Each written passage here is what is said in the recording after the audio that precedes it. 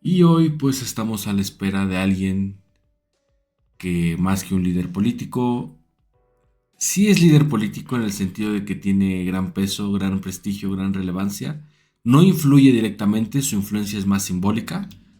Depende, o sea, hay lugares todavía, por ejemplo, en el caso de México, en donde en las provincias todavía quienes toman las decisiones, pues en gran parte son los padres, ¿no? Sí, Actualmente aún existe una gran pero influencia. en la gran política, en la alta No, política, entonces ya sí no no tiene llegan a ninguna la, influencia. O sí sea, no. podría tener influencia el cura en la política de campanario de un pequeño pueblo, Ujú, pero hasta ahí. hasta ahí. El Santo Padre, el Papa, quien sea, tanto los que ya han fallecido como el que va a ser elegido en los próximos días, no puede sentarse a imponerle a ningún presidente, a ningún gran líder político internacional sus condiciones o sus ideologías. Sí, no creo que pueda imponer ya nada actualmente, pero al menos sí puede. Yo creo que lo máximo que puede hacer es producir un debate, por ejemplo, en países muy católicos como España. Ujú. Y tiene su peso simbólico, sus declaraciones, sus pensamientos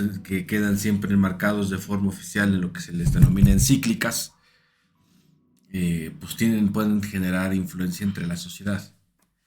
Pero, como ya decíamos, es una sociedad cada vez más, sociedades cada vez más, deja tú agnósticas. Yo creo que más bien Hay, agnósticas. no, pero hay uno, es un término más,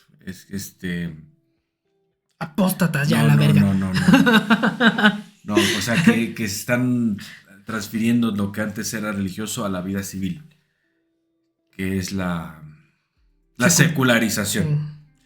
Exactamente, la secularización de la vida de las sociedades en su conjunto, pues hace que la iglesia tenga cada vez menos influencia. Y pues esperemos que salga humo blanco, que los príncipes de la iglesia, gordos todos ellos, con sus hábitos rojo con negro, se deposite sobre ellos el Espíritu Santo y la voluntad de Dios hable a través de ellos y se elija al nuevo pontífice, al nuevo arzobispo de Roma. Ujú. Es arzobispo de Roma, obispo de Roma. No estoy muy seguro de los títulos, pero sí. Sí. En caso de los papas, me parece que esta es la primera vez que cumplen o que dicen que van a cumplir la restricción de edad. No, Eh, ya de eso desde los 80 años sí fue impuesto desde desde... los 80. No, de los 80 años. Ah, pues probablemente 80 o 90, porque fue impuesto por Juan Pablo II. Pero, Y ninguno, y desde entonces se ha respetado. Tienes 80 años, eres cardenal, tú ya no, no pero entras a la no. Sextina. Bueno, es que, Y ya no corrígeme si puedes me elegir. equivoco, pero ahora es de 60 años. No, 80. Sigue siendo 80. No, no manches. No. 60 también es una edad muy avanzada, no es que Los, sean súper los jóvenes. cardenales jóvenes tienen 60. Los cardenales jóvenes tienen 60. Sí. Ok, está bien, la verdad es que no estoy 80. seguro. 80 es el límite. Por ejemplo, Ratzinger fue elegido ya en el límite, 78-79. Bergoglio no estaba tan alejado de ya de los 80, pero no tenía 80. Gergoglio, el difunto Papa Francisco, que antes de tomar su nombre ¿Papal? papal era el obispo de Buenos Aires, Jorge Mario Bergoglio. Y Ratzinger, antes de tomar el nombre de Benedicto XVI, era Joseph Ratzinger, que era el rector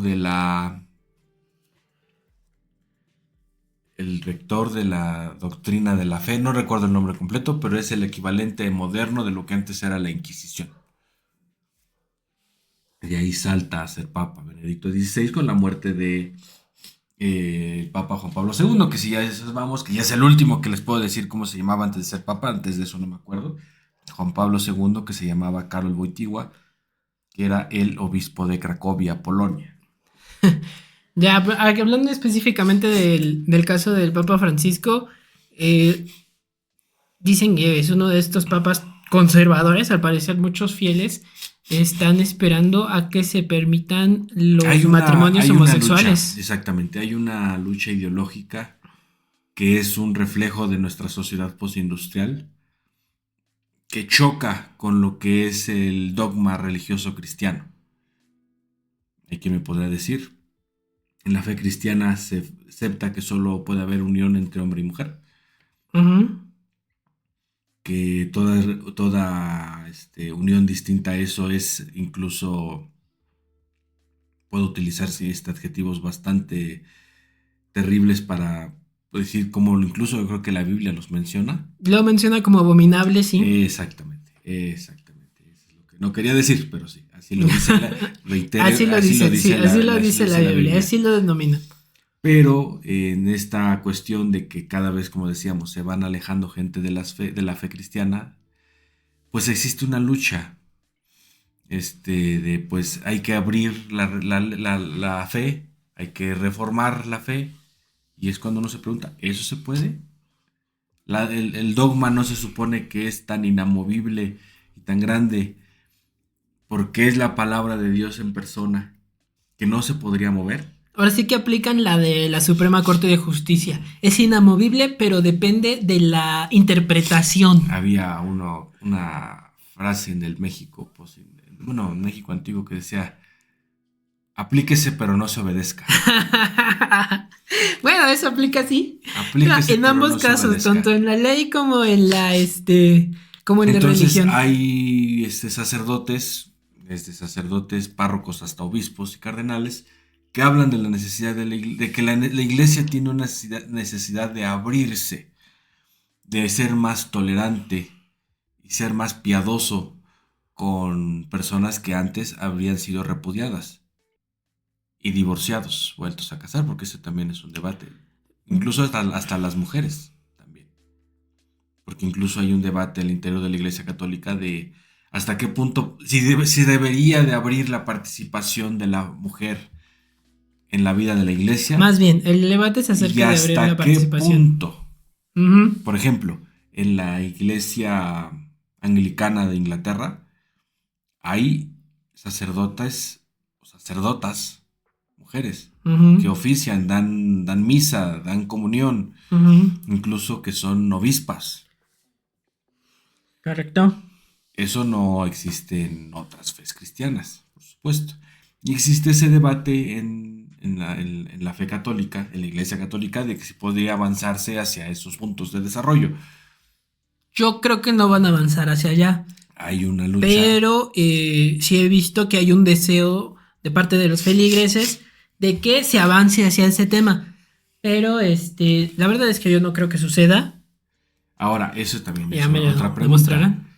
El que la iglesia sea flexible en esos puntos se traduciría en más fieles, o esperen, dejen tú más fieles, en que se reduzca la fuga, la sangría, se frene, se detenga, o al menos se atenúe la sangría, la salida de feligreses de la fe católica. Sí, por supuesto, porque es un tema de conveniencia, ¿no? O Y sea, es el avance, es este debate en el que está inmerso la iglesia por las sociedades postindustriales en las que vivimos, en la que valores y principios que antes eran irrelevantes ahora se vuelven irrelevantes para sectores amplios de la sociedad.